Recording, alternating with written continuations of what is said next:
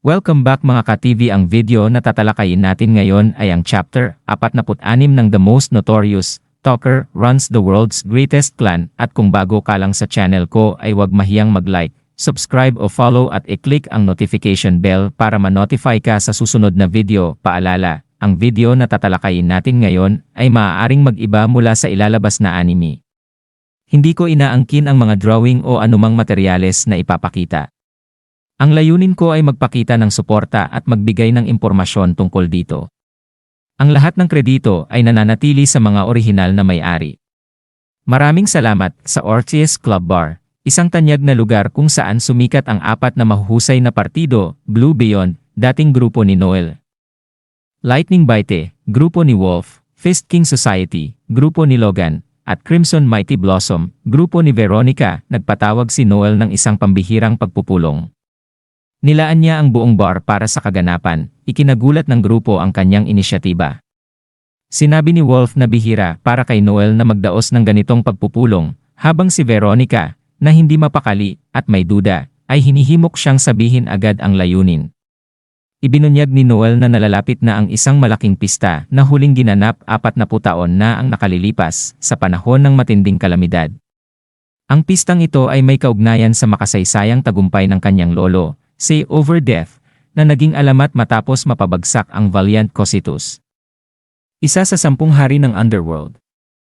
Nagulat ang grupo at naunawaan ni Veronica at Logan ang kahalagahan ng pista, ang pagtawid ng isang Valiant sa kanilang mundo. Si Wolf, na hindi agad nakita ang bigat ng sitwasyon, ay nagbiro tungkol sa lolo ni Noel na tila kasali sa pag-aayos ng pista, na nagdulot ng pagkadismaya sa iba. Hiningi ni Veronica ang motibo ni Noel sa pagbabahagi ng ganitong kritikal na impormasyon sa kanilang mga posibleng karibal. Tinugunan ito ni Noel sa pagsasabing ang kakulangan nila sa pangunawa ang dahilan kung bakit sila napag-iwanan.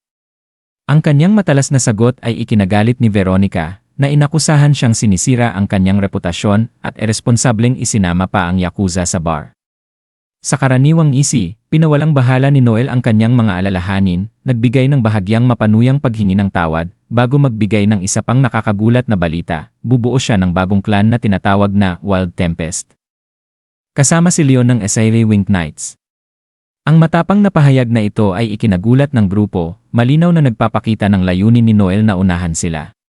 Binatikos niya ang kanilang mga kamakailang tagumpay, binanggit ang pagkabigo ni Wolf sa pagharap sa isang Depth 5 na halimaw at pinuna sina Logan at Veronica dahil sa pagiging ligtas at hindi pagsubok ng mas mahirap na misyon. Ang kanyang mapanirang mga salita ay nag-iwan sa kanila ng katahimikan, walang masabi upang ipagtanggol ang kanilang mga sarili. Pagkatapos umalis ni Noel, galit na nagbulala si Veronica sa kayabangan nito, inalala kung paano paulit-ulit na inagawan siya nito ng mga misyon. Sinamantala niya ang pagkakataon upang kausapin sina Wolf at Logan, muling binuhay ang nakaraang usapan tungkol sa pagsasama-sama ng kanilang mga partido upang makabuo ng mas malakas na clan na kayang tapatan si Noel. Ipinaliwanag niyang habang sila ay kinikilala bilang mga Rookies of Promise, ang kakulangan nila sa malalaking tagumpay ay pumipigil sa kanilang pag-unlad. Ayon kay Veronica, ang pagsasama-sama ay magbibigay daan sa kanila na umangat ng higit, lalo na sa harap ng nalalapit na pagtawid ng isang Valiant.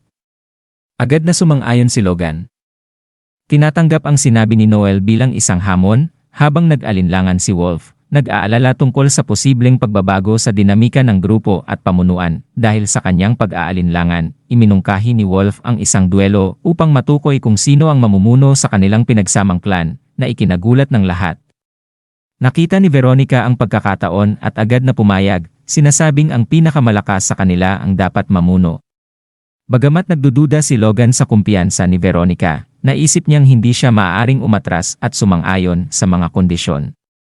Sa gitna ng matinding tensyon, naghanda ang tatlo para sa isang mapagpasyang laban na magtatakda ng kanilang kinabukasan. Ang pagpupulong sa Ortiz Club Bar ay natapos hindi sa pagkakaibigan kundi sa tunggalian, ambisyon, at ang hamon ng paparating na Valiant na nagtulak sa kanila upang kumilos, at dito nagtatapos ang chapter 46 ng The Most Notorious Talker. Gusto nyo ba nag-chapter 47? Mag-comment down below. At pwede nyo rin ako suportahan sa ibang social media platforms tulad ng Facebook page at Bilibili. I-search nyo lang ang Intes TV. Maraming salamat. Ang video nga pala na ito ay requested by Juan Games. Yun laman po, hanggang sa muli, paalam.